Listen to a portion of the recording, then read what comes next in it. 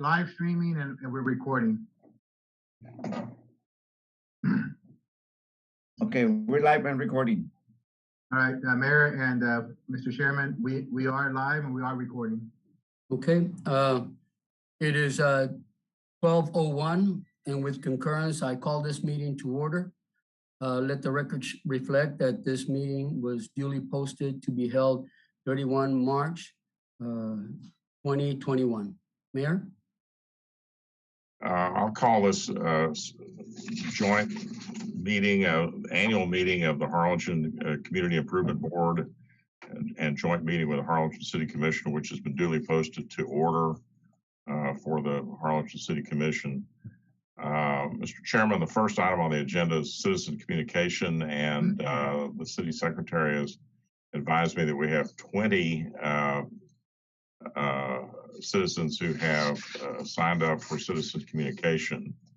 They have all submitted written comments and do not wish to be called. So it would be my suggestion, with your permission, that we allow Amanda to begin reading the comments, but that we limit what she can read from each submittal to 1 minute each. Yes, Mayor. Commissioner Mesmer is trying to join in, but he's having an issue. Can I just make a quick call to Sergio so that he can help him join in? I'll take care of that. Is that okay, Mayor? Gabe will call him. Gabe will take care of it. Okay, thank you, Gabe. Mayor, I'll start with the first one, and I have the clock set at 1 minute. The first person is Tony Trammell, 1929 West Wisconsin Avenue.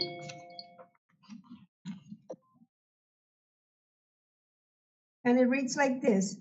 I am supportive of the funding under consideration to improve Tony Butler Golf Course.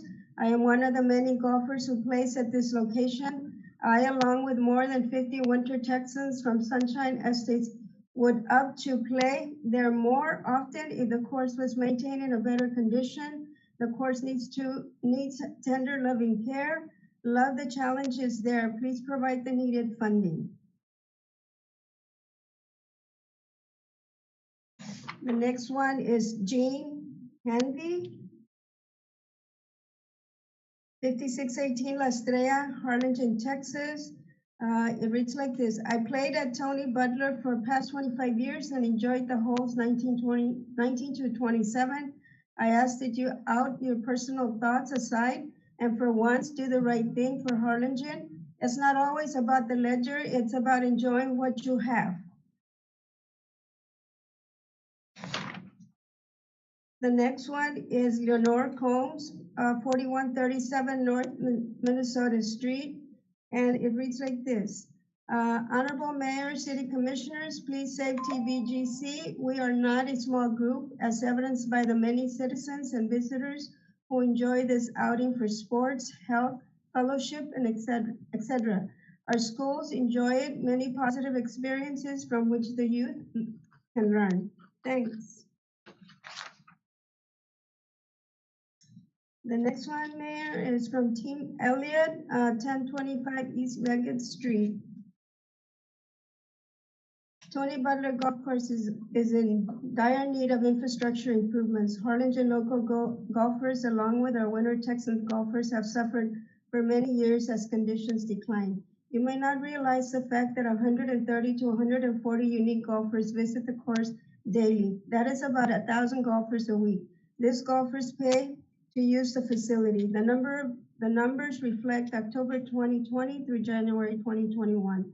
My question is there another park in Harlingen that has more use than TBGC? Our city leaders need to understand the daily utilization of the golf course by our permanent and Winter Texan citizens who are paying to use the course. The demographics of the TBGC has changed since COVID-19. The Winter Texan crowd has been joined by young 25 to 45 local men and their families. I challenge our city commissioners, none of whom play golf, That's the 1 minute, man.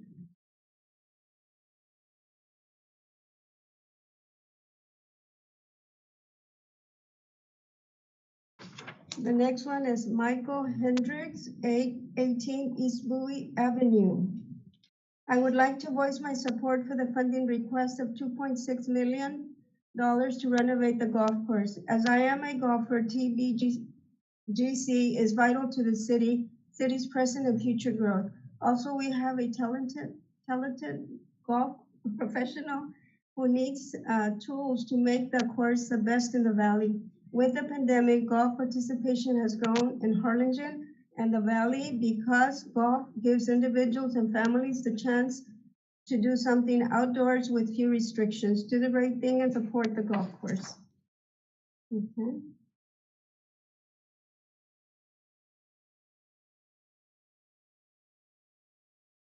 The next one is Henry Malshot, 57 Summerfield Way, and it reads like this. I am a winter Texan that organizes golf out of Wesco RGV Park. We golf at Treasure Hills regularly. We used to golf at Tony Butler regularly, but for a few years. Your course has deteriorated so much that we have moved to Treasure Hills. We enjoy the course and the food for many years, but your course condition causes us to leave. The next one is Raymond Gonzalez.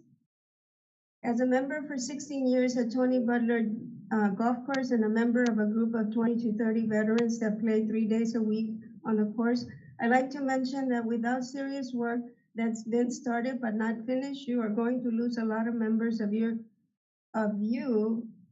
continue to let the course deteriorate. This course, when I joined in 2005, was in great shape, but the constant cost cutting and lack of maintenance has led to this course being a shadow of its former self. Without some much needed tender loving care, you are probably going to lose a bunch of members to Treasure Hill soon. Tony Butler had a rich history of being an excellent place to tee it up in Harlingen. Come on, guys, set up and do the right thing. There are more local golfers and voters than you think.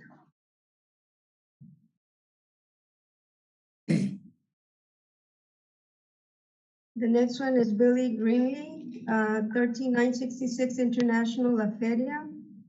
I come to the Valley every year from October through May. I play golf an average of 3 times weekly. Having a golf course that is in good conditions is a real necessity. Otherwise, I have to drive to another town to play. If La Feria had a golf course, I would probably never come to Harlingen.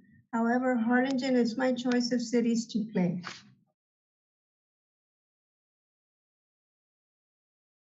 The next one is Faye Joy, 1609 North Main Street, Unit 35. I have been golfing at TB for over 20 years, and I think it is one of the best courses in the Valley. Unfortunately, it does not need a lot of renovation. I urge you to vote for making the funds available for the updates. This will not only make it better for the people but live in this area, but will bring more winter Texans here, as golf is a big business. It will also make the economy grow, as you will have more people renting homes, buying groceries, and eating at restaurants, just so they can come here and play golf. Thank you for your consideration. Faye Joy.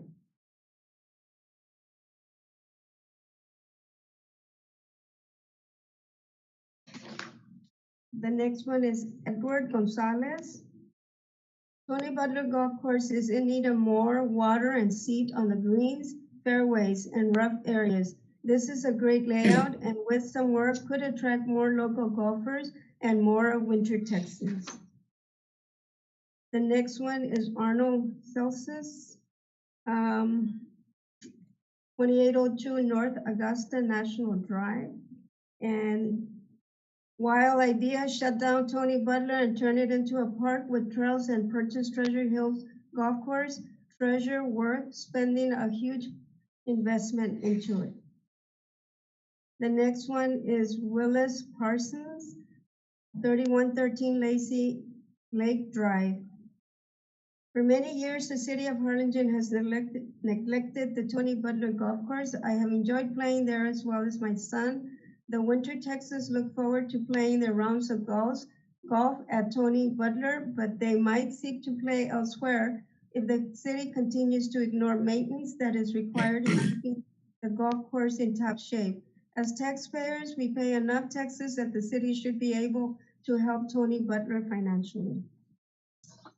The next one is Vincent Marino, 405 Riverview Circle. TBGC is a jewel in disguise. This course was considered a PGA Tour stop in the past. Granted, that was many years ago, when the city and or its commissioners considered drawing corporations and or Winter Texans to Harlingen. Recreation is a very important consideration. My thought is the average golfer would never have the opportunity to play a PGA course. LO and the whole Harlingen has one. And it's not that expensive, jewel in disguise. Gentlemen, don't trip over your shoelaces. Invest in your jewel, market the jewel, and you will be rewarded.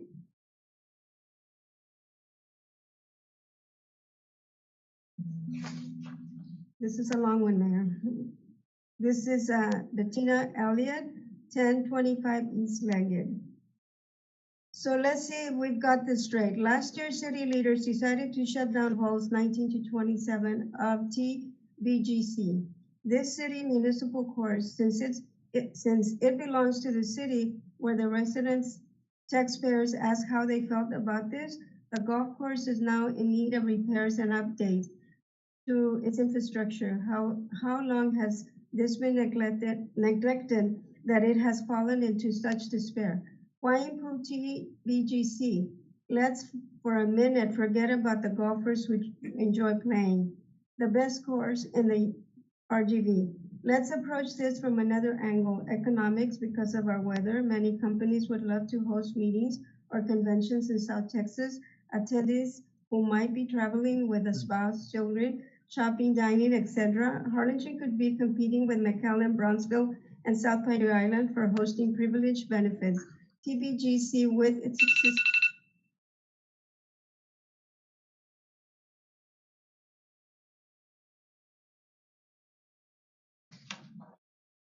The next one is Elsa Janowski,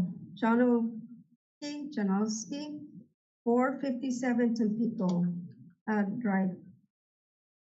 I and our park group of 10 to 20 golfers have been playing Mondays at TB, 1 through 18 for over 15 years. We've enjoyed the facilities, but the course is in need of a lot of renovation. The greens and fairways are just worn down from heavy use. More grass on the fairways, rehabiting wall areas, and resurfacing the greens will go a long way to restore the course to a top facility in the valley. I hope the city and commission will do the right thing do right by TBGC. Thank you for listening.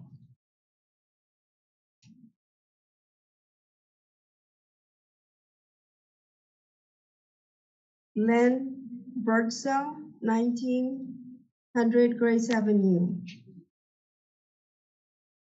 TB is in great need of some upgrades as a Winter Texan, it would be nice to have a quality golf course here in the city of Harlingen. As I drive to Westaco and McAllen twice a week to play this courses that are in much better shape. So let's approve the funds to upgrade. Tony Butler and I know that more of the Winter Texans will do more rounds at Tony Butler. Thanks, amen.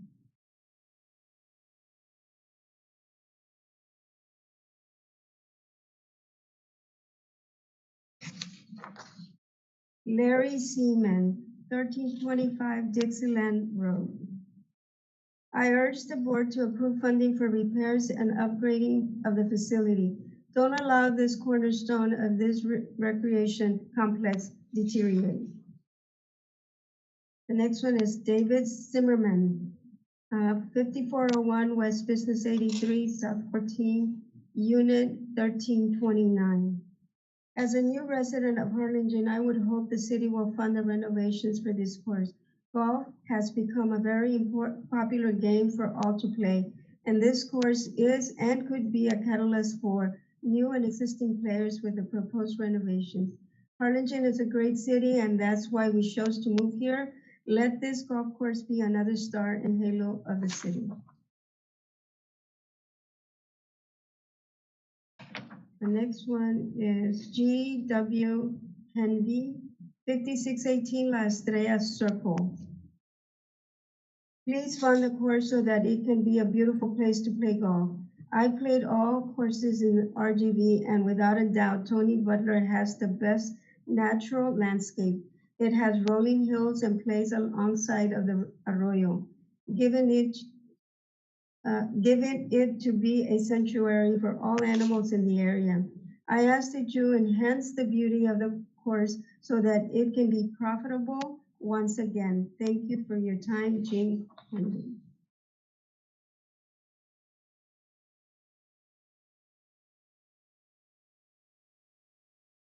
The next one is Patrick Weaver, 2778 Bracton Avenue, Germantown, Tennessee. As winter Texans, we have loved living in Harlingen and enjoying the RGV. The convenience of golfing at Tony Butler is primo to our activity. How city management has so casually overlooked the inherent attributed of TB escape us. And that's the last one, Mayor. All right, Amanda, thank you so much. Good job. You're welcome, Mayor.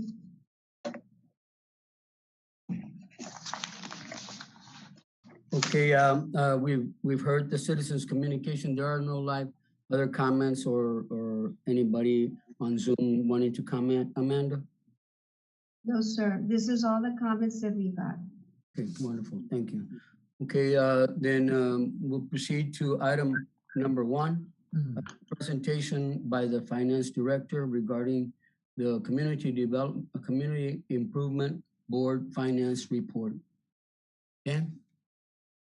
Thank you, Mr. Robles. I'll share my screen now so I can give a brief overview of the January 2021 financial statements.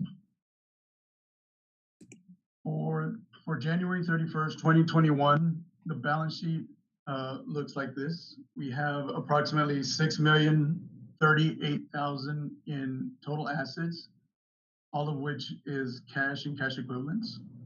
There were no liabilities at the end of January 31st, so this leaves a net fund balance of $6,038,000. $5,340,000 of that is unassigned. $605,000 is committed for Harlingen Convention Center debt service, and $92,991 remaining for the Lansing Hill Park. For the statement of revenues and expenditures, the current month of January brought in $136,910 in revenue for a 4-month accumulated total of $433,296 in revenues, compared to $26,327,000 in expenditures for the current month and $333,113 for the 4 months ending January 31st, 2021. So that leaves us with a net excess revenues over expenditures of $100,183 for the 4-month period, which brings our fund balance from $5,937,000 to what we currently see of $6,037,585. And below is a breakdown of the fund balance, of which $5,339,000 is unassigned. And that's a brief overview of the financial statements for the 4B as of January 31st. I can answer any questions if there are any. Robert, I have a question. The $92,000 for Lansing Hill, what is that for? That was the remaining encumbrances that we had for the Lansing Hill Park, but I believe in February that was liquidated and paid out. So that was just the remaining expenditures that we had to close out that first phase of Lansing Hill Park. So, okay, so there's no $92,000 anymore. That was used for what? For the closeout of the Lansing Hill Destination Park, I believe it was some maybe like landscaping or benches. I'm not too sure, but I think that was just like the closeout of that project. So the city had, out of this, we had to pay to finish out the park? Right. Those were like, we had purchase orders that were encumbering this $92,000 that were owed to vendors. So in February, those purchase orders were liquidated and paid out to the vendors.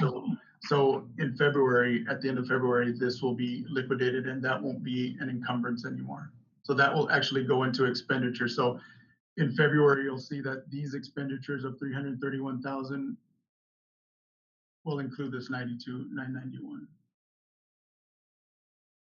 I have a Those question. will be actually realized in February.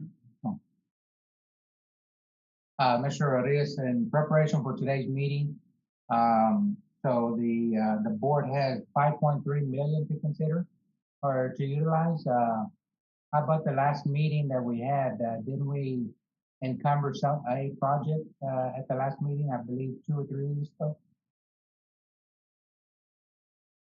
The different phases of the destination park? Yes, sir. Those are not shown as encumbrances just yet. Yeah, this is as of January 31st. This is as of January, at the end of January. Okay, so we need to minus what we encumbered or approved from the last meeting. That is correct. And how much was that again? Are we able to discuss that? I believe. So what was approved at the last meeting for the phase 2, I believe it was 3.7, Robert, am I correct? Right, 3.7 million. $3.7 million for phase 2. So the remaining is what we have unallocated. That is correct. And what would that balance be? That will be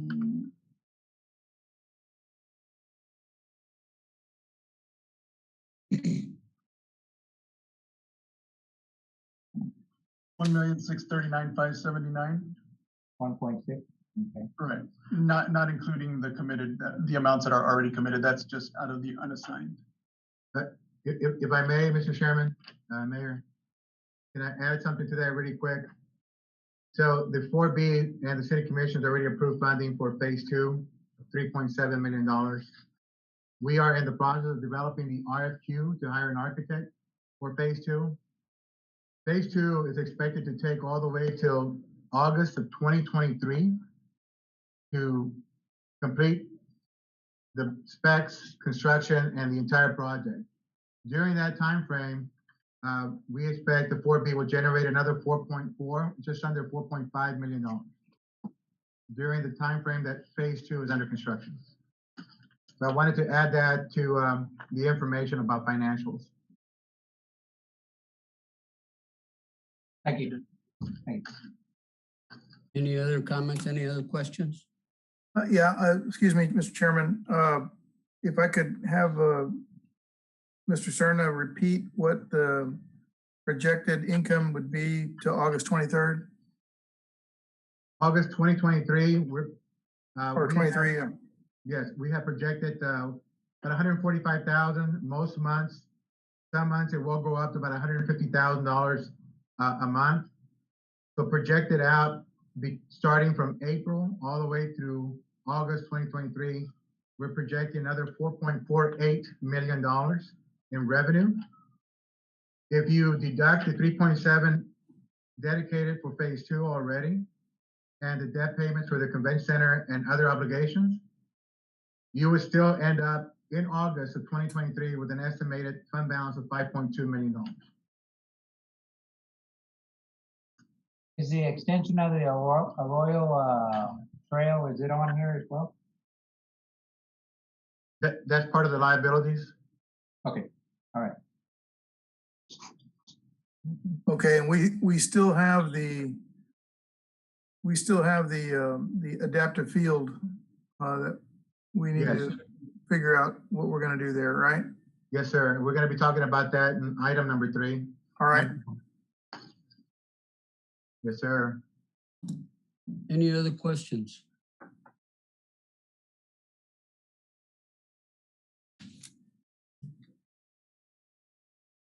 If there are none, we move on to item number 2.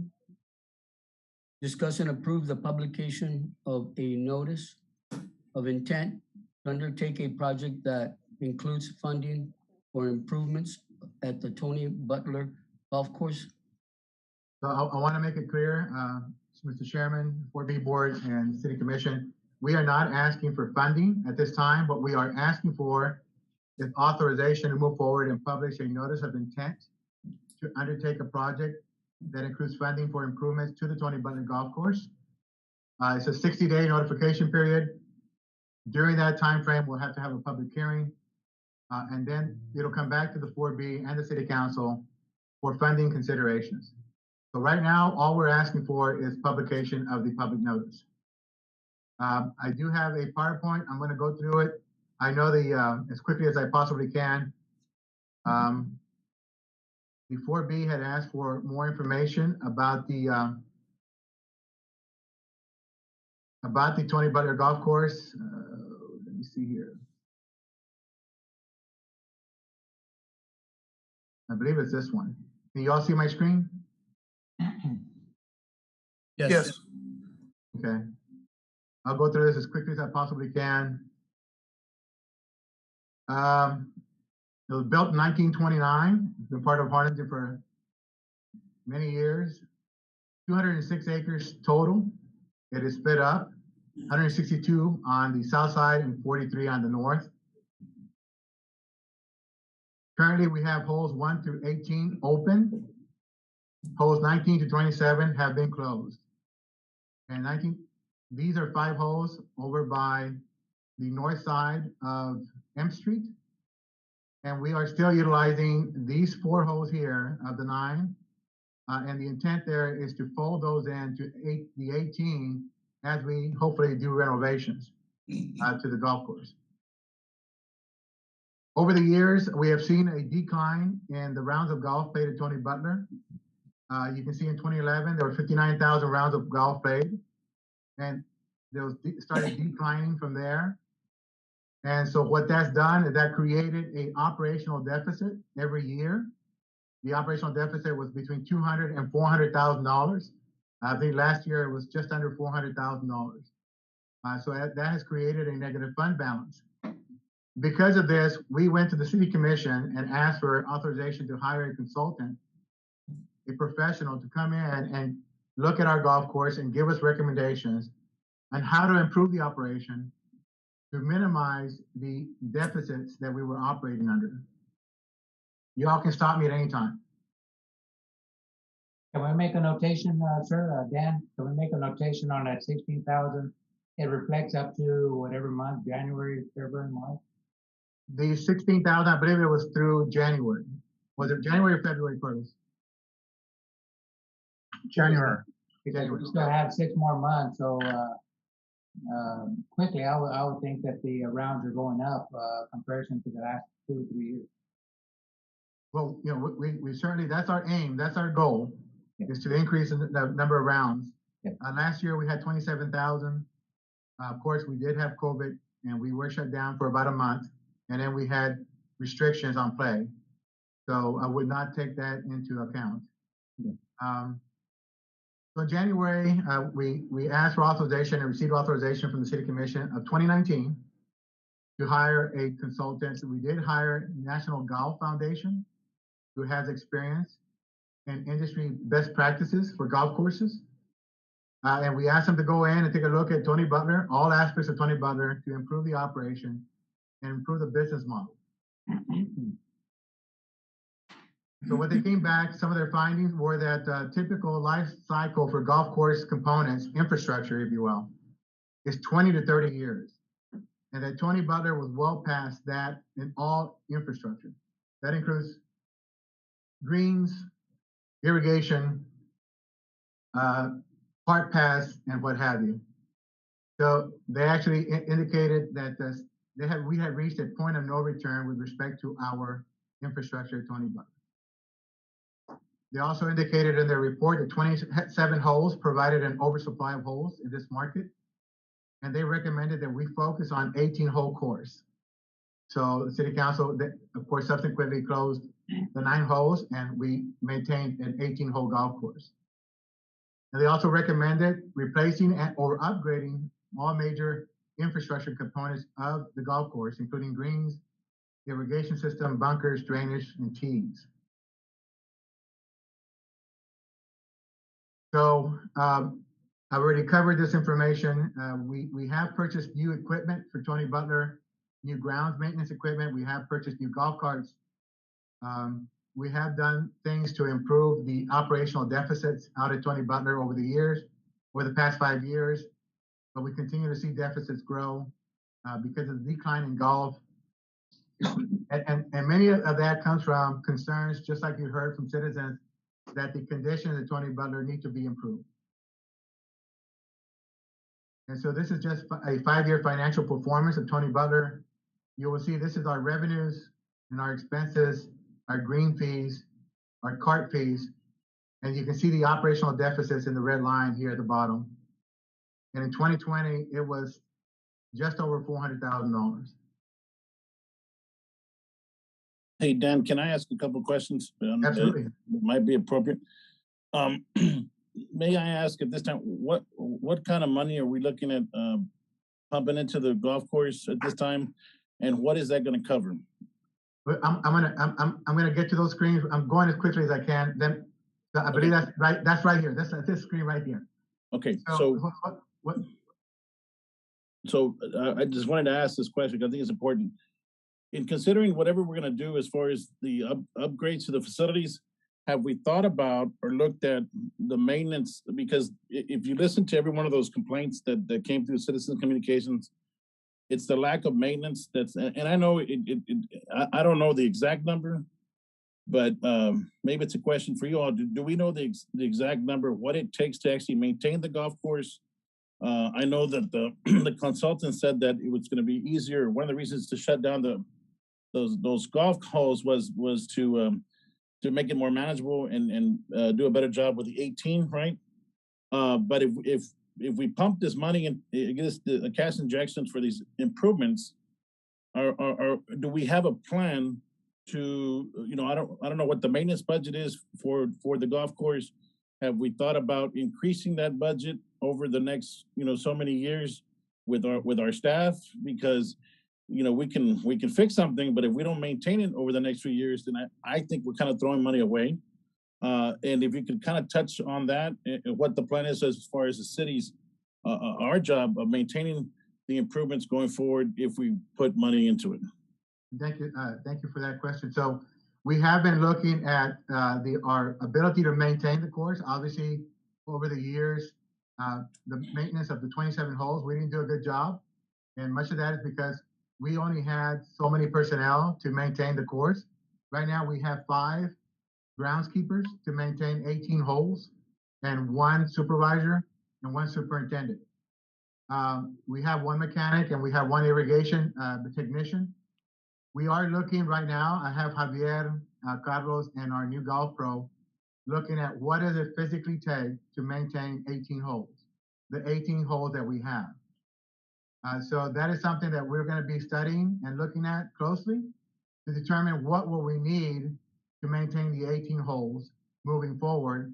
Is 5 individuals enough? If it's not enough, then we'll have to increase costs. Now, any additional personnel that we add is going to increase costs to the deficit. I just want to point that out.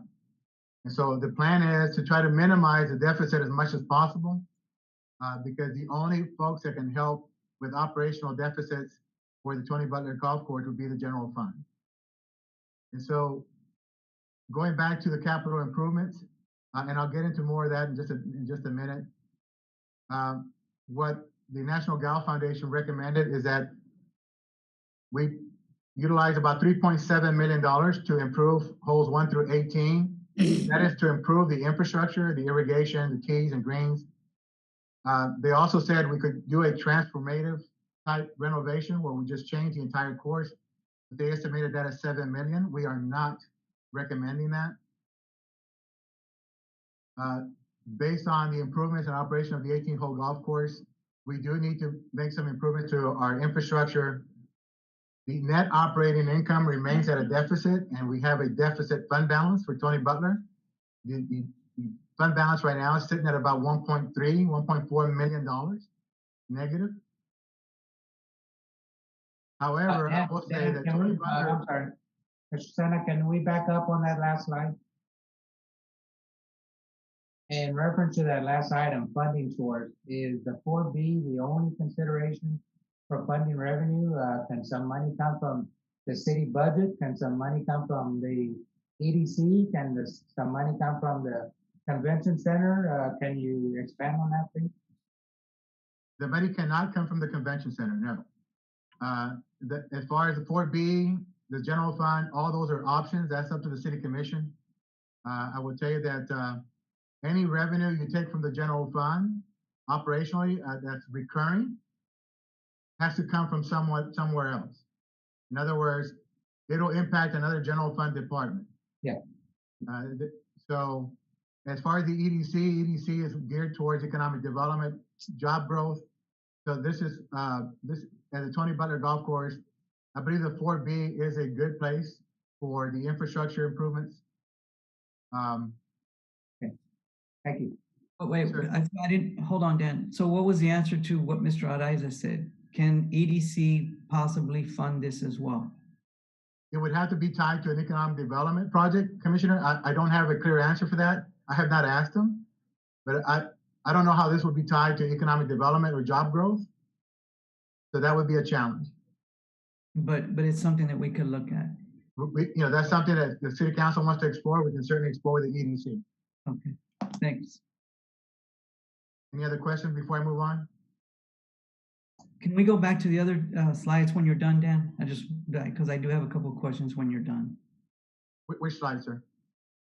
Go ahead and finish yours, because I want to make sure we can come. I just have a couple of questions on when you're done. Oh, okay. Thanks. So Tony Butler is part of our history, with a convention center. Obviously, Tony Butler, having a golf course is a complement to having a convention center. Anytime you have conventions, typically the first couple of days, there are golf tournaments involved with conventions and conferences. So I strongly recommend that we hold on to Tony Butler, and we obviously have to improve the infrastructure. The only way we're going to improve rounds of golf is by improving the conditions of Tony Butler, the 18 holes. And the only way we're going to improve conditions is by putting money into the infrastructure. So right now, what we're asking for is to publish a public notice to possibly undertake a project that includes infrastructure improvements for Tony Butler. And those infrastructure improvements would include irrigation system, some improvements to the greens, improvements to drainage, some improvements to the bunkers. And of course, you have some design costs and some contingency costs. So the estimated improvements will be about $2.6 million. And it would require a phase-in project over a period of time. You can't just close the entire golf course and dig all the fairways up for the irrigation. What we would do if we were to undertake this project is do 4 holes at a time and fold in the holes that I mentioned earlier. So now over the past few months, since we've hired a new golf pro out there who's done a really good job of improving conditions out at the golf course. Really has. And so if you see here on hole number 1, the picture on the left were the conditions when he took over. And the hole on the right is after he started implementing some changes and some improvements on the way we address the greens and the condition of the greens. Again, this is not a fix-all. This is part of the improvement, but we need infrastructure out there. Our irrigation system is antiquated at best. This is hole number 5, and you can see on the left, it was in pretty bad condition. Basically, there's hardly any grass. And the hole on the right is as of September. And so they've done a lot of work out there. The employees have done a fantastic job doing the best they can. Ultimately, we still need the infrastructure, and we still need to make some improvements out there. And here they are on their hands and knees, basically removing crabgrass. I think they call it crabgrass. If I'm wrong, somebody needs to correct me. But, oh, it says right there, it's crabgrass. So they've done a good job. This is some of our irrigation system equipment. You can see how old it is. It is in very poor condition. We're constantly having to address breaks when it works right. And so without a proper irrigation system, we all know, without watering, you're not going to maintain your grass. And that's all I have. Stop share. I'd be happy to go back to any slide.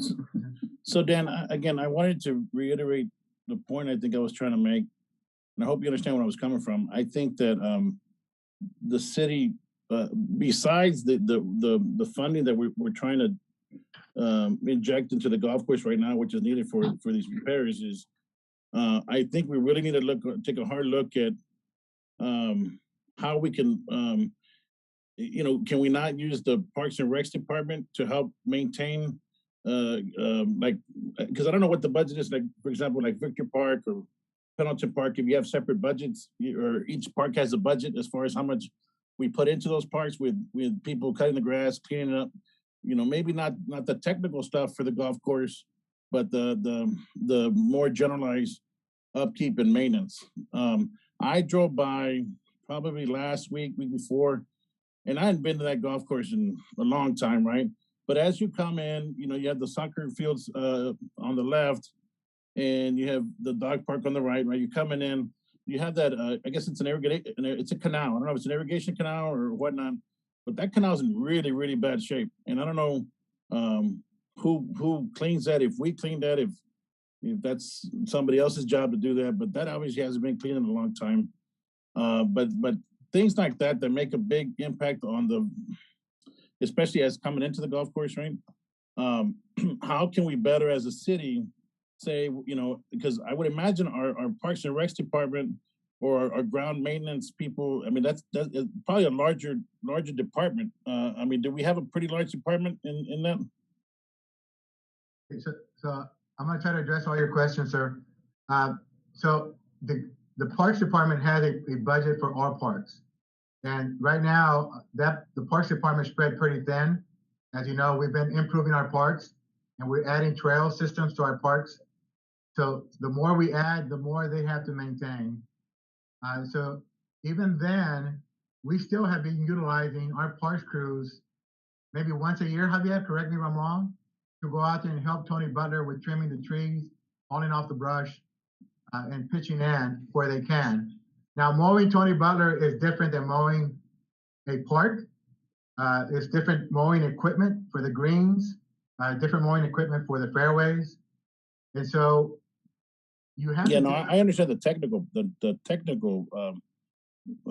because it's got to be cut a certain depth and certain machine. I get that. But I'm talking about the more generalized, like, cleaning the bathrooms, cleaning the sidewalks, the street, the canal, stuff like that. I don't know what the answer is, but like I said, I think before I would be comfortable with putting any money into it, I'd like to know how we're going to maintain it over the next 4 or 5 years going forward. Just like you did address the fact that we are growing with the number of parks. So yeah, that's going to create more maintenance. So I just like to see what the plan is for that. Well, I think if we, the majority of the estimate includes, the infrastructure on the irrigation system. And I can imagine, I mean, every time I played out there, there was a leak here and a leak there. And if we're going to replace the irrigation system, that certainly should cut down on some of the maintenance that we're having to go out there and repair. And so, that should take care of a lot of the concerns, Commissioner Uribe, I would think. We still have the expense of mowing the grounds, so that's not going to change. So I'm okay right now where we are, but we do need to take a step back on this. And the other thing I might add is the cleaning of that canal. Just by me not going out there and playing, my golf balls aren't ending up in there. So I've helped contribute to keeping that clean.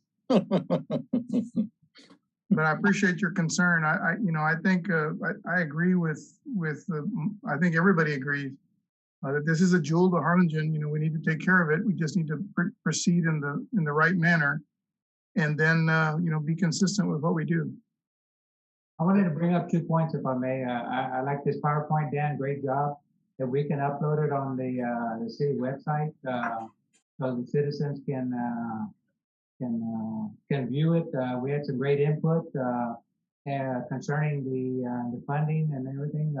But one of the things, that was pointed out, it's not just the condition of the course that determines the golf course. It's also the price structure. I personally feel that we're tying the hand down of the golf pro when we only have one set fee for an 18 hole. If I bring in 20, 25, 50 players for a golf tournament, right now, I don't believe, correct me if I'm wrong, I don't believe we have an availability for adjusting the price for a big number of golfers coming in comparison to a semi-private and a private golf club that has that ability to fluctuate the golf. I know it's difficult. I know it has to go to the city board, the commission, but that's my input on it. I don't know if you can expand on that, Mr. Sedna. Sure. So the ordinance, the fee ordinance for Tony Butler does allow for tournaments, 20, 50, 100 players. And it is some flexibility there with respect to tournaments on the fee that's charged. Now, because it is a public course, all those fees have to be published. That the public needs to know what those fees are up front. And so we can't simply give an individual like the golf pro leeway to change those fees on a daily basis. Yeah. They have to be structured because it is a public course, it's not a private course. And as a public course, those fees have to be known by the public in advance. Mm-hmm. Now, and one of the reasons you do that is pretty simple. You don't want a group saying, well, he charged me this and he charged them something different, because it is a public course. Mm-hmm. And so it's important that we maintain structure in that regard. And we have that built into our ordinance. And so I will say that if conditions improve at Tony Butler, I foresee the need to change our rates, not lowering them, change them, possibly increasing them to decrease our operational deficit. I will say that once we finish our assessment of what personnel we need to maintain the 18 holes, if in fact we need more personnel and more equipment, that is something that the general fund will have to consider as part of the budget process, because that is the only one that's going to be able to make up the deficit. Right now, the deficit is about $400,000 a year. If we add more personnel, that's just going to go up. But if we can improve course conditions and really look and do an assessment of what it takes to maintain the 18 holes, then possibly we can control that to a certain degree, that maybe the general fund can come in and help. The notification of this line item, the notification is that the funding would come from 4B, but it doesn't specify the amount of money of allocation. No, that would be part of the public hearing. During the 60-day notification period, we would have to have a public hearing. At that time, we would talk about how much funding is involved. Right now, what we're looking for is an estimated $2.6 million. Mr. Sergio. Yes. Jesse. I guess one of the biggest challenges we're talking about a lot of different things, but and by the way, isn't that canal maintained by the Harlingen Irrigation District? Yes. Yeah, Yes. so that's a separate entity. But in any case, and maybe a conversation if it's that bad. I haven't been out there. I know that, there isn't any scenario in which we actually see an opportunity or any conditions that are either national or local to put that golf course in a money-making situation.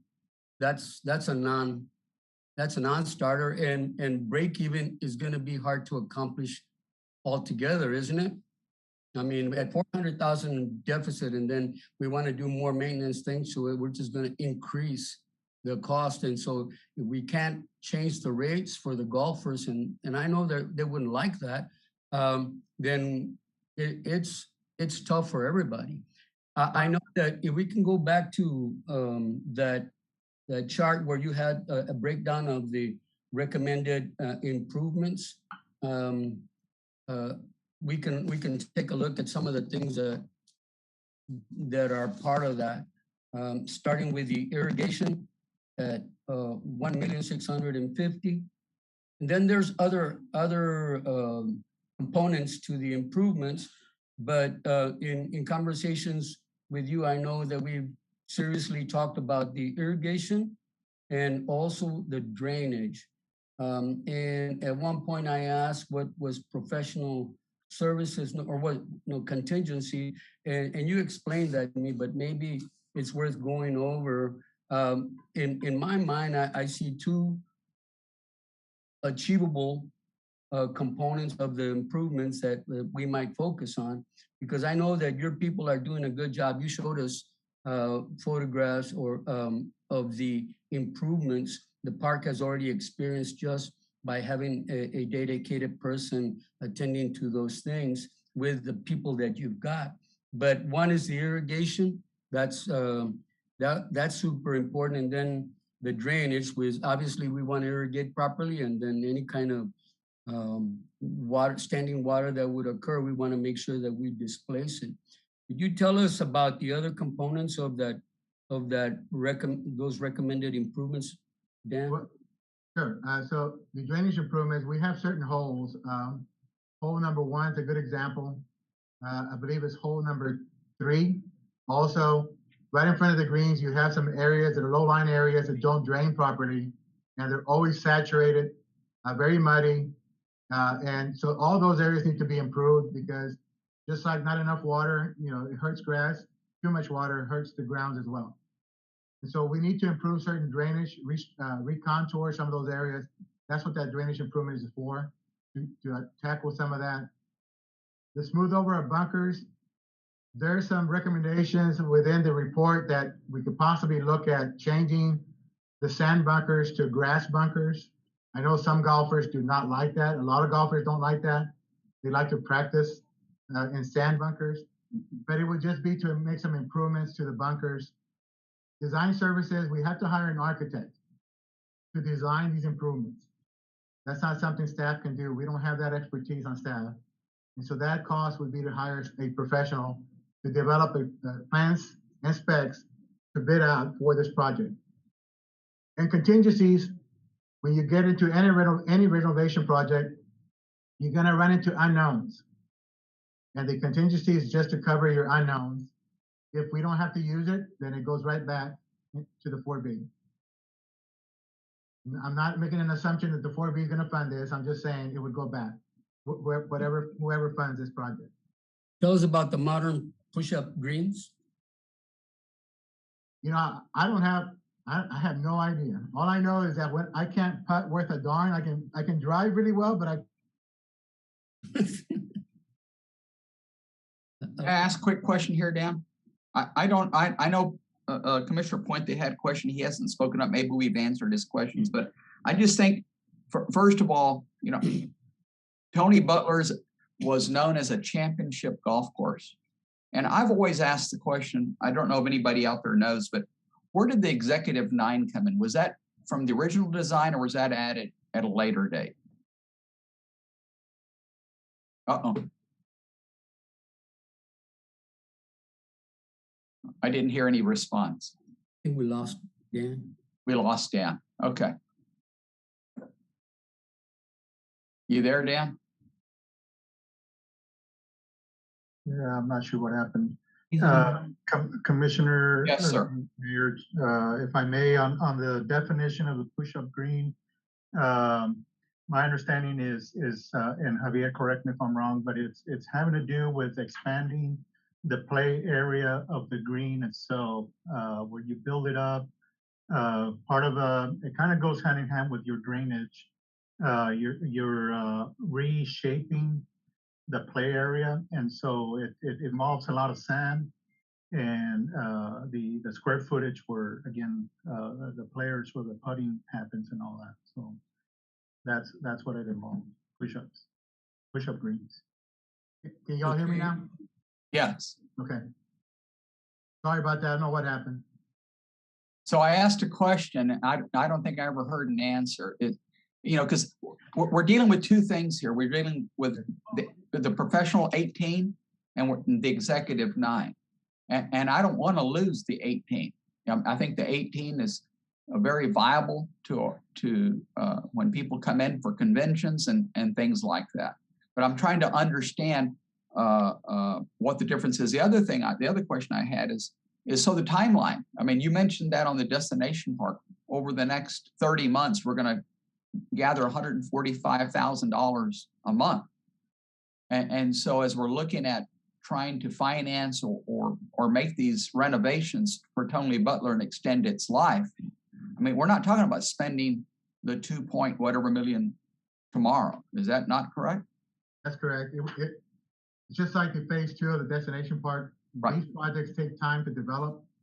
We don't have an architect for phase 2. We don't have an architect for Tony Butler. You know, we'd have to advertise a request for qualifications, rank them, take it to city commission. It's a lengthy process to undertake any of these projects. They're very time consuming because of the nature of what it takes to get it done. Right. We have to have bid specs. We have to have good drawings. We have to go out for bids. We have to hire an architect. We have to get bonds, and then they can get started. And we're talking months. The design work alone takes several months. So, you know, Commissioner Uribe made some points about the viability. And when we read the report says we're never going to break even on this course. But bottom line, we need I mean, it's part of our quality of life. It's part of what people come to Harlingen for. And so we're making an investment into something that's beyond a profit center. Is that not correct? Well, what we're trying to do is minimize the operational deficits. We know we're going to have deficit. I don't know that we're ever going to get back to 64,000 rounds of golf a year. Correct. But if we can minimize the operational deficits in addressing Commissioner Uribe's concern, we may have to hire another person or two once we have finished the assessment that we're doing now. But if we can minimize it, perhaps we can pick up the operational deficits on the general fund side. That's up to the city commission. But I understand that Tony Butler is something we want to hold on to. We're focusing on the 18 holes because it's taking almost $3 million just to address infrastructure on the 18. And the operational deficits aren't getting any smaller at this point. We need to improve conditions and we need to improve rounds. Okay. So I just want to make sure I'm clear. I'm not worried about a profit. I just want to make sure that we're going to be able to commit to the maintenance that is required and that we understand what that number is going forward and how we're going to put that together. I know you'll be able to put it together. I just want to make sure that we have a good understanding of what that entails. Understood for me. You know, whenever we take money for something that we haven't funded from the general fund, that money has to come from another department, another general fund. That's just the way it works. And so we're trying to minimize the operational deficit so it's not just a big hit at one time. We can't keep growing a negative fund balance. We can't. So. Well, so to Commissioner Uribe's point on the maintenance of the course, we keep growing as a city with more parks, which means we're neglecting Tony Butler and maybe some other parks. And so I guess this question is more for Javier. I heard Dan say boss, you have a text message that we've got 5 crew members at Tony Butler, and yet we've got, I don't know, 100 crew members or maintenance members for the other parks in the city. And so why can't we get, and it's also my understanding that if Tony Butler requests help from the Parks and Recreation, they're being charged for that, but they fall under the Parks and Recreation. And so I'm just wondering if, I heard Dan say that, you know, once a year we'll get some help from the Parks and Recreation, but can't we get a little bit more help from the Parks and Recreation's maintenance department to help out with that? Let me answer the first question, Javier, if you don't mind. So Tony Butler is an enterprise fund. It's a fee-based operation. It operates as a business. So it's supposed to be self-sustained. Of course, we know it's not, but it's supposed to be. And as far as the number of personnel we have, how many personnel do we have for all our parks, Javier? Javier? I can't hear you. Did I lose it again? No, you're there. You froze up for a minute, but you're back on. I can't hear you at all, Javier. You want to text it to me? We can see you, Javier, just can't hear you. You want to throw out a number with? And he doesn't show that he's muted. So he's got an open mic or something going on with his mic. Same thing happened to him that happened to me. Well, here's what I would say about Commissioner Puente's question. That's certainly something that, I mean, operationally, if we want to maintain this as an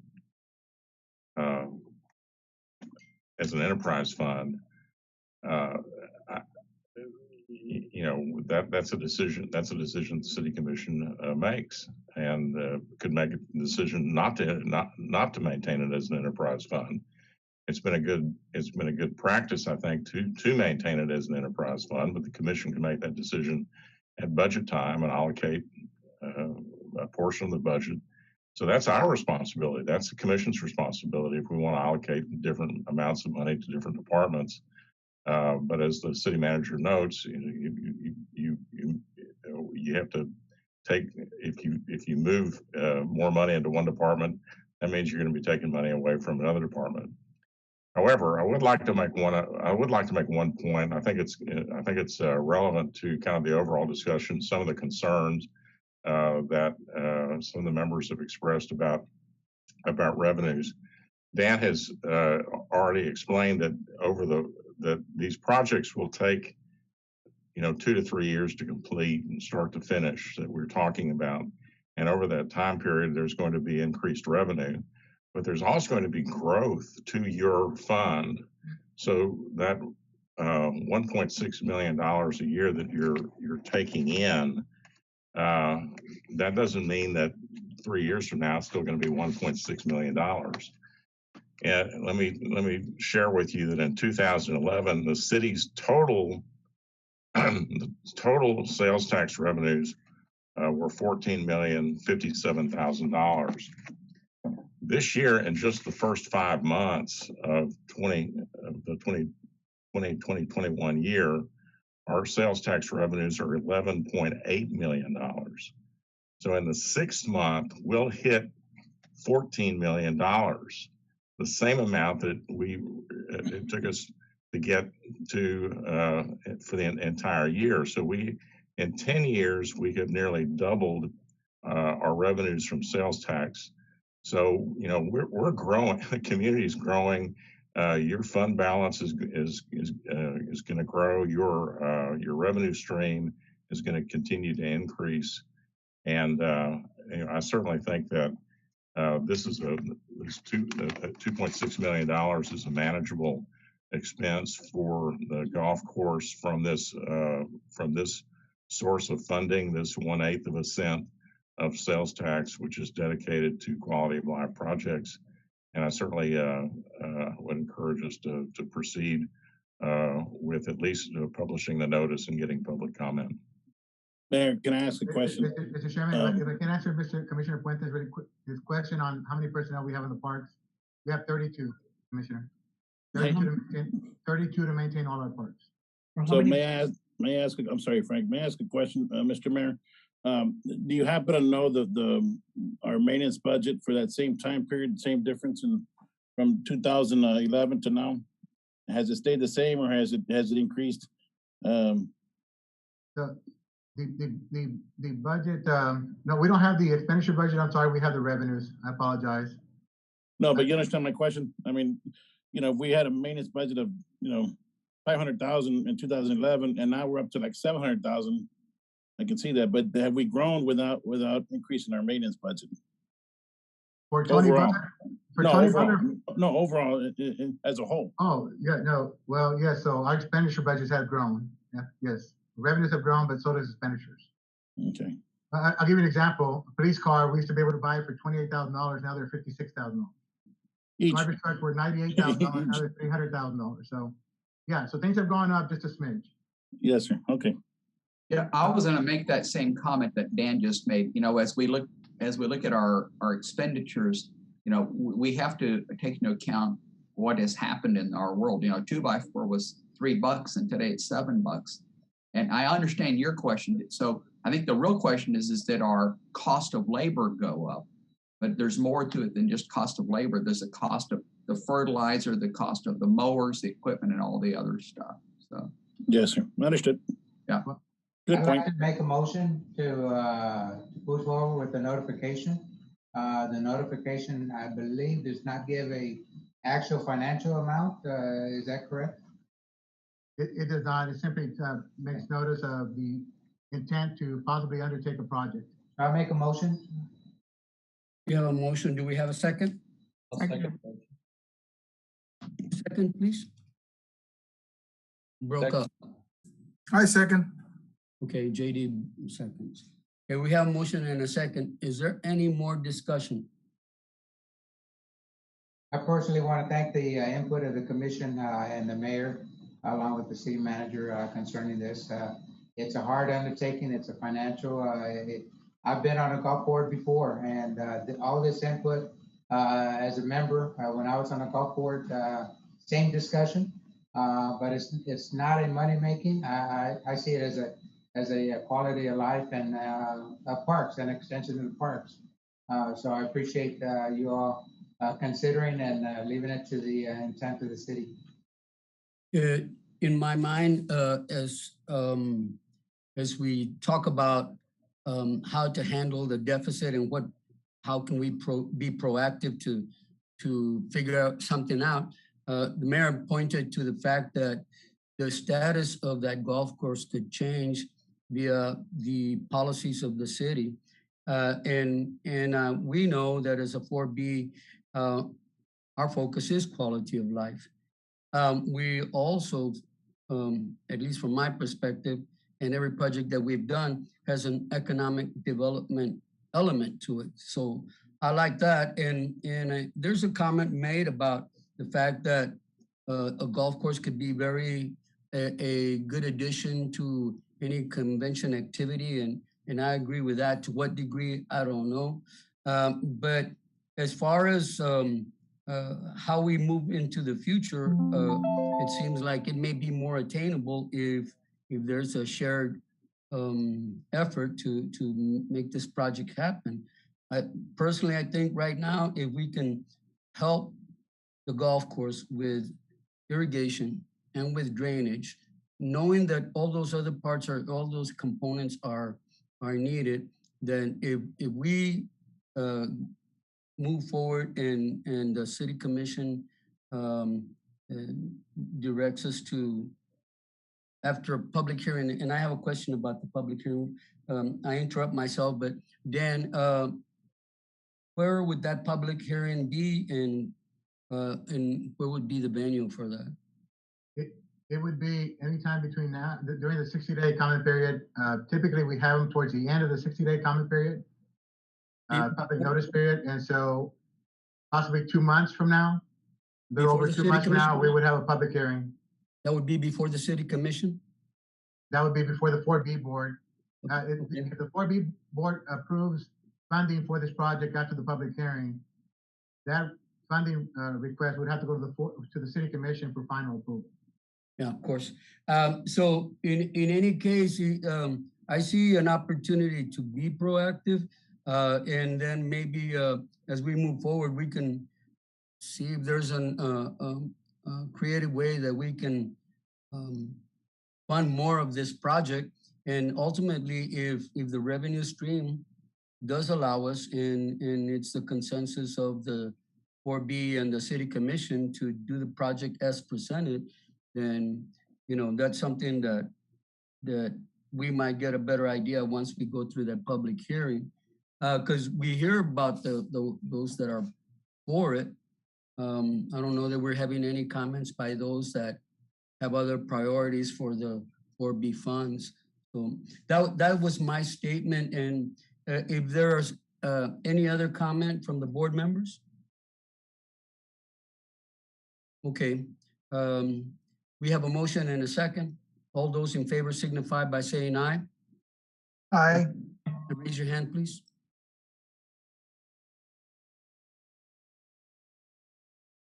Amanda, did you get that? Opposed, same sign? I don't know. I see Dan Araiza and JD raising their hand. Amanda, do we have a, They they voted in favor, Chairman. everybody? Yes, Everybody present? yes. Okay, wonderful. I don't see that. So, okay, we have a motion and a second, and we voted unanimous to move forward with the notice of publication or notice of intent. So that takes care of item number 2. And item number 3. Mr. Chairman, I need to ask a question, if you don't mind, Not at all, man. kind of a point of order. We were supposed to begin a special city commission meeting 1 for o'clock. the audit presentation 12 minutes ago. What do we need to do? We just continue? And recess the meeting, Mayor. Recess the meeting, go into the other meeting, and then you We can can recess recess- it for 24 hours, but, you know, Well, we could open open the other meeting and then recess it so that we can continue with this meeting. yes. You All can right. do- Mayor, Recess this one and then open the other one, and then. But do we recess have to the- go, do we have to go to the other link Yes, in order to yes. open that meeting? yes. so Yes, Mayor, we have it there, it should be in the this item that calendar. I'm sorry, Amanda. For clarity for our board, so the meeting that you're going is separate and apart than ours? Yes, Or we is it- had a separate meeting scheduled. We have to get the audit completed today. So it's And not so- item, All right, well then, let me suggest this, that somebody make a motion to, we need a motion from each of the boards to recess this meeting so that the city commission can step out, open the other meeting. We will immediately recess that meeting and come back to this meeting. Yes, sir. Does that make Make a sense? motion to, Mayor, I'll go ahead and make the motion to recess. Second. All right, from the city commission, all those in favor say aye and raise your hand. Aye. Mr. Chairman, I move to recess this meeting of the Community Development Improvement Board. Okay, y'all don't really go anywhere. Just stay right here. We'll be right back.